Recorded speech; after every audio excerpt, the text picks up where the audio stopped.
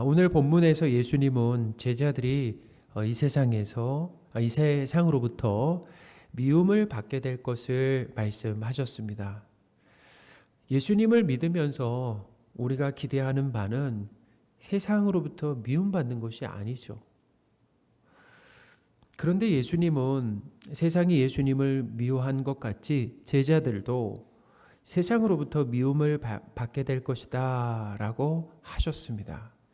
요한복음 이 15장의 이 내용, 우리가 이제 계속 15장의 내용을 살펴보고 있는데, 참 포도나무이신 예수님께 접붙여진 이 성도들이 자기 부인과 그리고 순종으로 하나님 사랑과 이웃 사랑이라는 열매를 반드시 맺게 된다라고 하는 것.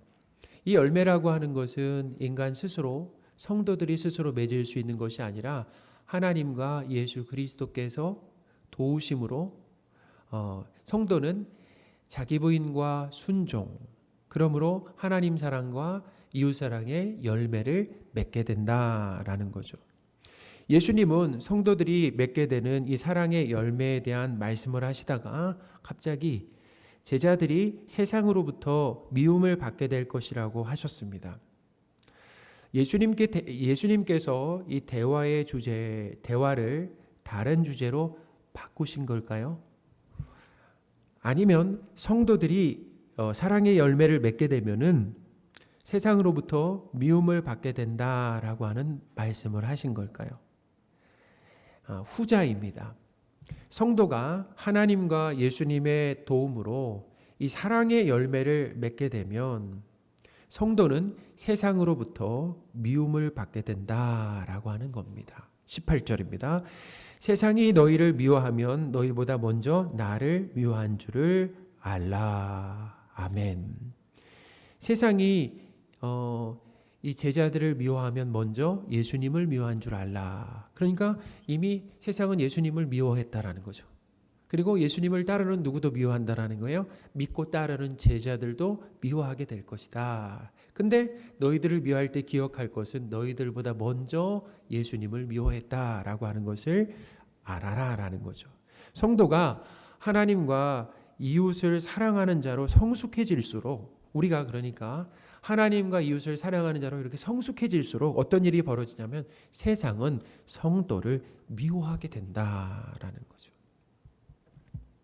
세상이 성도를 미워하는 이 결정적인 이유는 성도가 세상과 같은 편이 아니며 그리고 소속이 다르기 때문이다라는 거예요.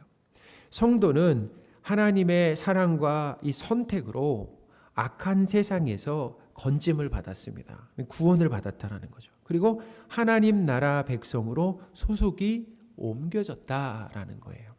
19절입니다.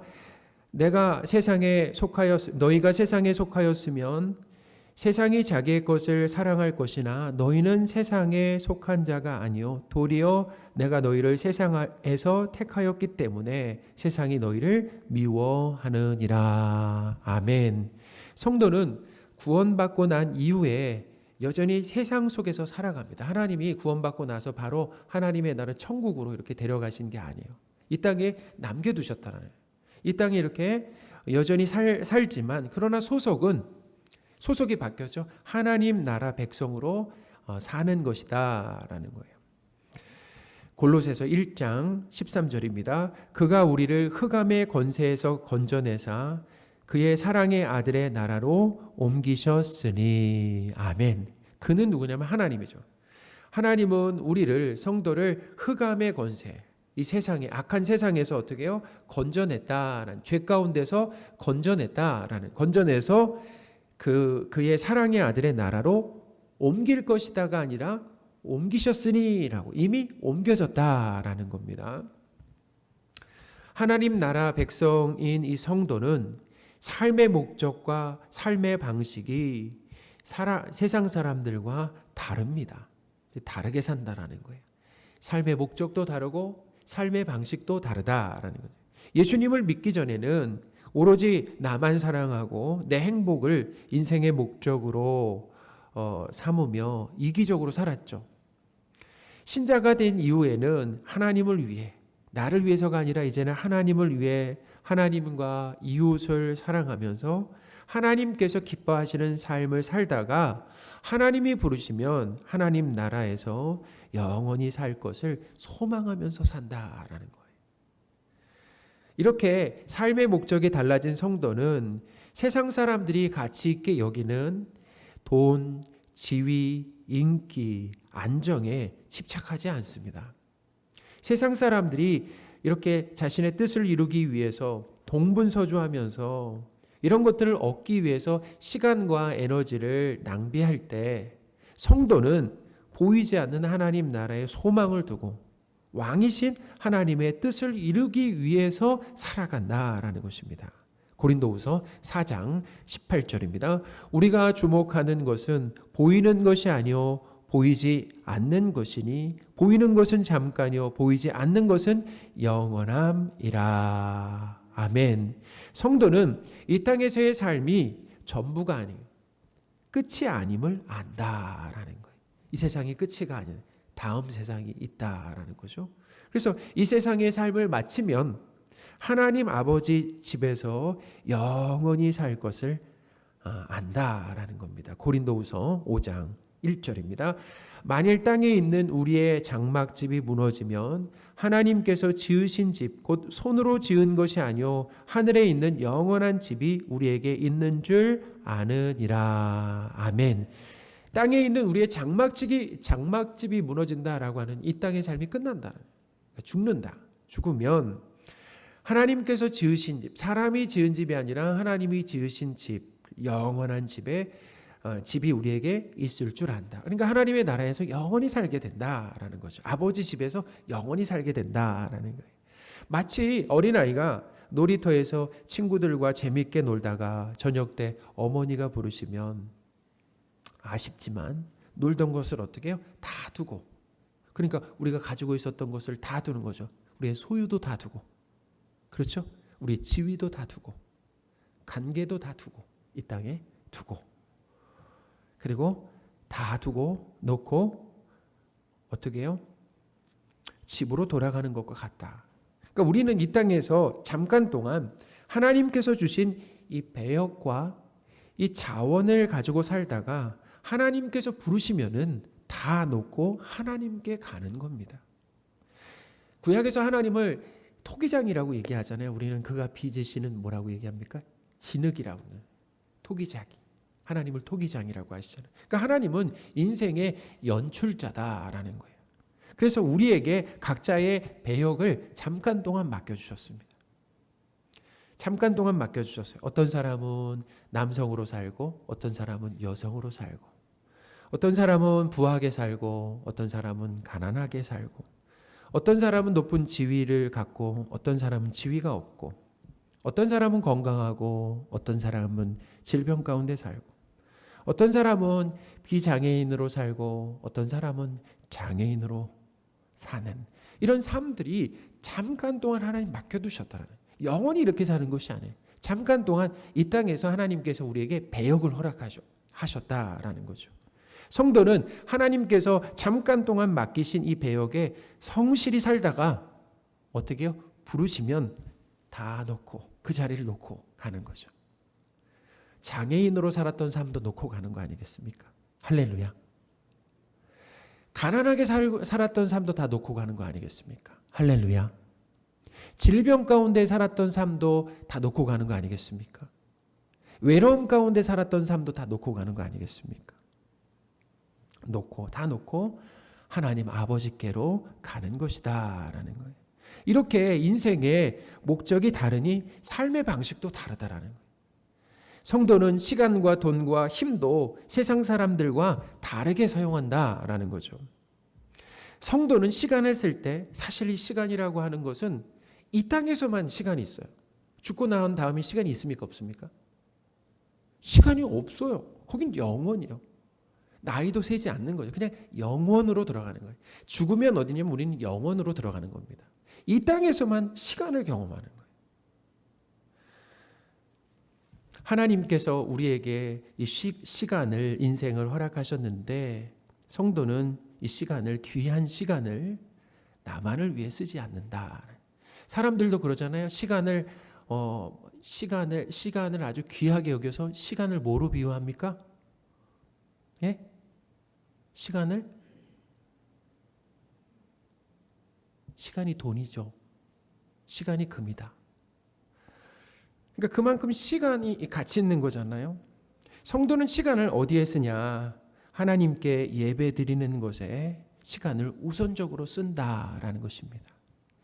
예배가 무엇입니까? 예배는 무엇을 최고의 가치로 삼고 있느냐?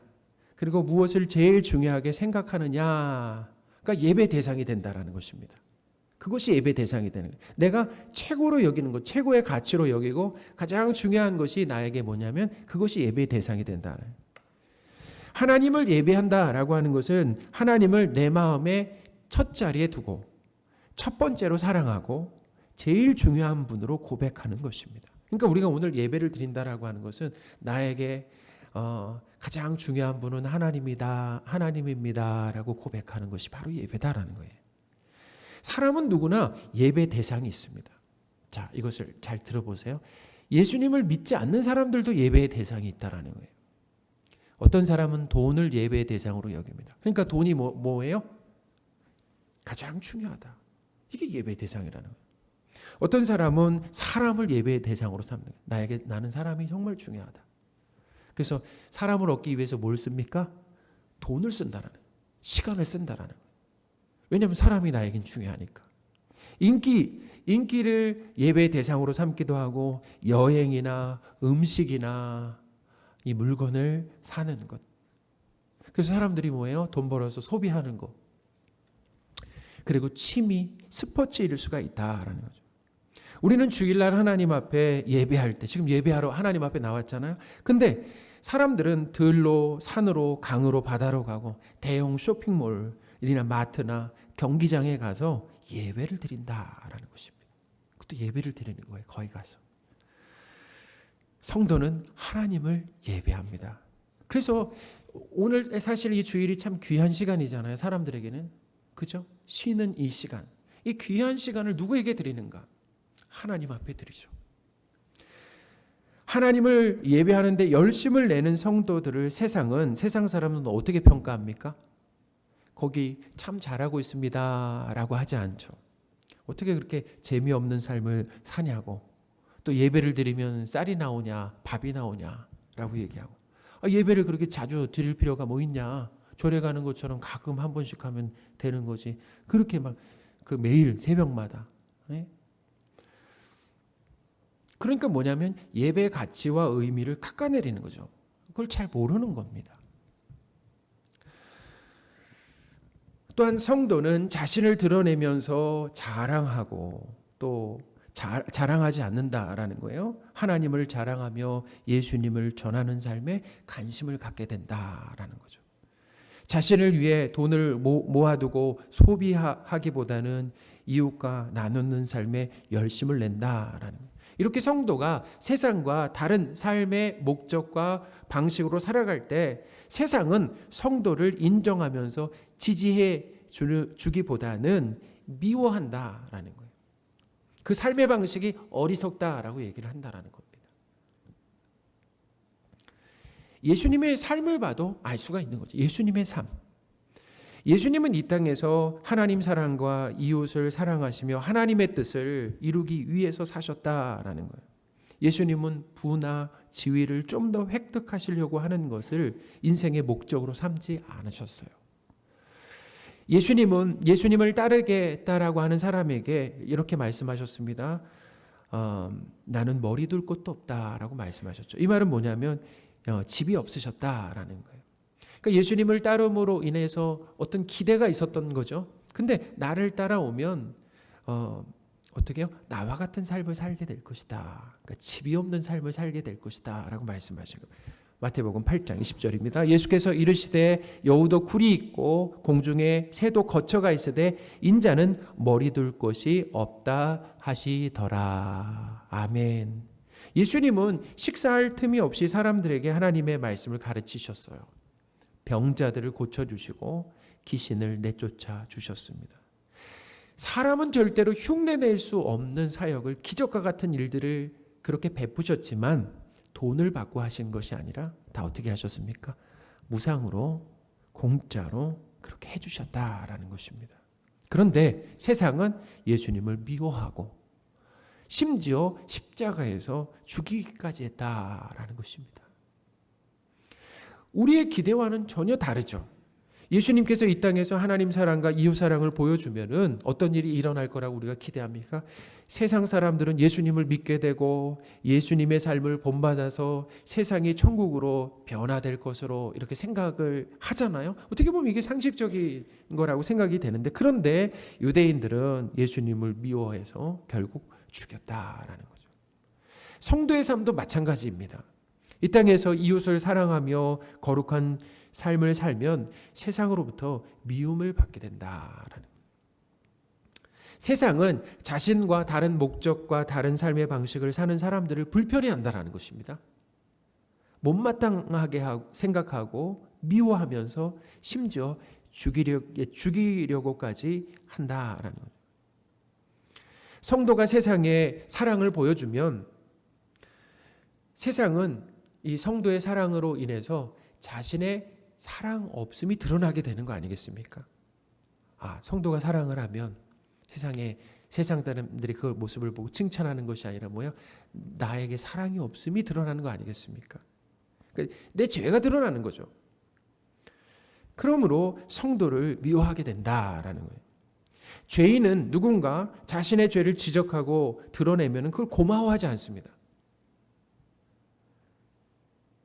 자신의 죄를 드러낸 사람을 오히려 공격한다라는 거예요. 대부분 그러죠. 예수님께서 유대인들에게 미움을 받은 이유도, 십자가에서 죽으신 이유도 무엇입니까? 그들의 죄를 말씀하셨기 때문이라는 거예요. 그들을 오셔서 종교 생활에 열심을 내고 있는 그들을 칭찬하신 것이 아니라 그들의 죄를 지적하시니까 어떻게 해요? 미움을 받으셨고 그것으로 인해서 죽으셨다라는 거죠. 22절, 23절입니다. 내가 와서 그들에게 말하지 아니하였더라면 죄가 없었으려니와 지금은 그 죄를 핑계할 수 없느니라. 나를 미워하는 자는 또 내 아버지를 미워하느니라. 아멘. 성도가 세상 사람들에게 미움을 받는 이유도 말씀을 따라 선한 삶을 삶으로 어떤 일이 벌어지냐면 그들의 죄를 드러내고 지적하기 때문이다. 우리가 이렇게 말하지 않아도 간접적으로 우리의 삶을 통해서 그들의 죄가 드러나게 된다라는 거예요. 우리 그렇잖아요. 정말 사람들과 이렇게 어떤 모임을, 세상 사람들과 어떤 모임의 자리에 가면은 대화의 주제가 정말 다르다라고 하는 것을 알 수 있잖아요. 대화의 주제가 뭐예요? 부동산이나 주식이나 이 재테크, 아니면 자기 자랑, 아니면 누구 흉보는 거, 이런 주제들로 이렇게 가득 차 있다라는 거죠. 하나님께 받은 어떤 사랑과 은혜, 내 어떤 연약함, 죄에 대한 고백, 그런 건 전혀 없죠. 우리가 사실 그런 것에 이렇게 동조하지 않고 그런 부분들을 좀 불편해하거나 아니면 그런 곳에서 다른 사람 얘기하는 자리에서 우리 다른 사람 없는 데에서는 다른 사람 얘기하지 맙시다. 그럼 이제 다음부터 나 안 끼워줘. 예? 다음부터 나 안 끼워주는 거야. 사람들이 왜 나를 그 모임 자리에 끼워주지 않는가? 내가 불편하기 때문이라는. 내가 있으면 마음껏 놀 수가 없어.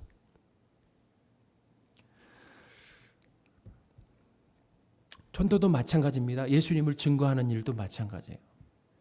교회가 전도하면 할수록 세상에 미움을 받는. 왜냐하면 이 전도는 하나님을 떠나 있는 사람들이 죄인임을 말해주는 겁니다. 당신은 괜찮지가 않다. 당신은 죄인이다. 예수님이 필요하다라고 하는 걸 얘기를 해줘야 된다. 그러면 그들이 죄인인 것을 드러내는 거죠. 죄인을 만들어야 돼요. 그들의 죄를 들춰내야 합니다. 그러니까 예수님을 전하기 위해서는 죄인인 것이 반드시 드러나야 되는데, 그런데 사람들은 자신이 죄인인 것을 인정하지 않는다. 그런 얘기 듣고 싶어 하지 않는다라는. 죄인이라고 간주하는 것을 싫어하죠. 그래서 전도하다 보면은 그렇게 얘기를 해요. 그런 얘기 할 거면 오지 말라고, 다음에. 오지 말고, 아니면 이제는 그런 얘기도 안 하고 그때쯤 피합니다. 그 자리를. 잘 대화를 하지 않으려고 해요. 성도는 세상 사람들을 죄인이라고 말해야 함으로 미움을 받는다라는 것입니다. 오늘 설교를 듣다가 이런 의문이 생길 수가 있습니다. 그럼 나는 세상으로부터 지금 미움을 받고 있는가? 나는 세상으로부터 지금 미움을 받고 있는가라는 되게 상당히 중요한 질문입니다. 우리 삶 가운데 우리가 한번 이 질문 앞에 서봐야 되는 거예요. 나는 세상으로부터 지금 미움을 받고 있는가? 성도가 세상에서 그리스도인으로서의 분명한 색깔과 이 향기를 드러내지 않고 세상에 동화되고 타협하면은 미움을 받지 않는다라는 거예요. 세상이 미워하지 않는다라는 거죠. 예수님을 전하지 않으면, 교회가 예수님을 전하지 않으면, 성도가 예수님을 전하지 않으면 세상 사람들과 부딪히거나 불편한 관계가 되지가 않는다라는 거예요. 그래서 우리는 때때로 불편한 관계가 되고 싶지 않아가지고 껄끄러운 관계가 되고 싶지 않아서 복음 전하는 것을 어떻게 해요? 포기할 때가 있다라는 것입니다. 사랑하는 성도 여러분, 그러나 하나님은 어떤 일을 하시는가? 이것이 상당히 중요해요. 그러나 하나님은 우리를 세상 사람들에게 미움을 받는 자리로 이끌어 가신다라고 하는 것을 믿으시기 바랍니다. 그렇게 하나님이 우리를 만들어 놓으신다라는 거예요. 사실은 그렇죠. 우리는 싫습니다. 저도 싫어요. 세상 사람들로부터 미움을 받고 거절을 당하고 박해를 받으면서까지 거룩한 삶을 살고 복음을 전한다라고 하는 것, 사실은 우리가 할 수 있는 일이 아니죠. 그런데 하나님께서 우리를 그런 존재로 만들어 가신다라는 거죠. 어디로 이끌어 가시는지 알고 가야지. 우리가 알고 가야 됩니다. 알고 가야지 우리가 세상으로부터 미움을 받게 될 때 그때 당황하거나 놀라지 않고 실망하지 않는다라는. 그때 이렇게 얘기할 수도 있잖아요. 하나님, 내가 이렇게 하나님을 열심히 믿었는데 왜 나에게 이런 상황들을 허락하십니까? 근데 하나님이, 예수님께서 미리 제자들에게 말씀한 상황이다라는. 하나님과 이웃을 사랑하고 복음을 전하는 삶으로 인해 미움을 받고 있다라고 한다면, 박해를 받고 있다라고 한다면 잘 살고 있는 증거다. 그것이 잘 살고 있는 증거고, 또한 내 안에 성령 하나님께서 계시다라는 거죠. 내 안에 성령 하나님 계셔요. 그리고 예수님의 제자라고 하는 확실한 증거다라는 거예요. 우리 안에서 하나님과 이웃을 사랑하고 복음을 전하게 하시며 미움을 받는 것까지 감수하게 하시는 성령 하나님께 감사와 찬양을 드리시는 저와 여러분들이 되셨으면 좋겠습니다. 우리를 그 자리로 이끌어 가신다는. 우리는 절대로 갈 수 없는 곳이잖아요, 거기. 근데 하나님이 우리를 그렇게 만들어 가신다라는 거죠. 하나님의 은혜와 도우심이 아니면 거절당하면서까지, 어떻게 보면 손해보면서까지 예수님을 전할 수가 없다라는. 그러나 예수님, 하나님이 은혜 주시고 도와주시면 생명을 내어 던져서라도 어떻게 해요? 생명을 내어 던지는 거죠. 맞바꾸어서라도 뭘 전하게 된다라는 겁니까? 복음을 전하게 된다라는 거죠. 우리가 할 수 있는 일이 아니라 우리의 힘과 능력으로 할 수 없는 일입니다. 하나님과 이웃을 사랑하며 복음을 전하는 삶을 살기 위해서는 반드시 하나님의 은혜가 필요하다라는 거예요. 하나님의 은혜와 도움을 수시로 구하시는 저와 여러분들이 되셨으면 좋겠습니다. 왜 우리의 삶에 하나님의 은혜가 필요한가? 왜 하나님의 도움이 필요한가? 그런데 성도가 세상으로부터 미움을 받는 것이 예수님을 잘 믿기 때문이 아니라 성도의 죄 때문에 미움을 받을 수 있음을 알아야 된다라는 것입니다. 베드로전서 4장 15절 16절입니다. 너희 중에 누구든지 살인이나 도둑질이나 악행이나 남의 일을 간섭하는 자로 고난을 받지 말려니와. 만일 그리스도인으로 고난을 받으면 부끄러워하지 말고 도리어 그 이름으로 하나님께 영광을 돌리라. 아멘. 코로나 상황 가운데 교회가 세상으로부터 지탄을 받고 있습니다. 우리가 사랑하고 복음을 전함으로 받는 미움이라기보다는 방역 수칙을 어겨서 국민의 건강과 안전을 해하고 위협을 가했기 때문에 세상으로부터 우리는 미움과 박해를 받고 있는 거죠. 명백하게 교회가 잘못해서 받는 그 미움과 핍박이다라는 거예요. 내가 죄를 지어서 미움을 받는데 예수님을 잘 믿어서 받는 핍박이라고 착각할 때가 있다라는 것입니다. 우리가 그럴 때가 있어요. 그렇죠. 내가 죄를 지어서 미움을 받는 것인데 예수님을 잘 믿어서 내가 핍박받는다라고 이렇게 착각할 수가 있다라는 것입니다. 저와 여러분이 착각에서 이와 같은 착각에서 벗어나 예수님을 잘 믿는 것으로 하나님과 이웃을 사랑하고 복음을 전함으로 세상으로부터 미움받는 것도 감수하는 저와 여러분이 되었으면 좋겠습니다.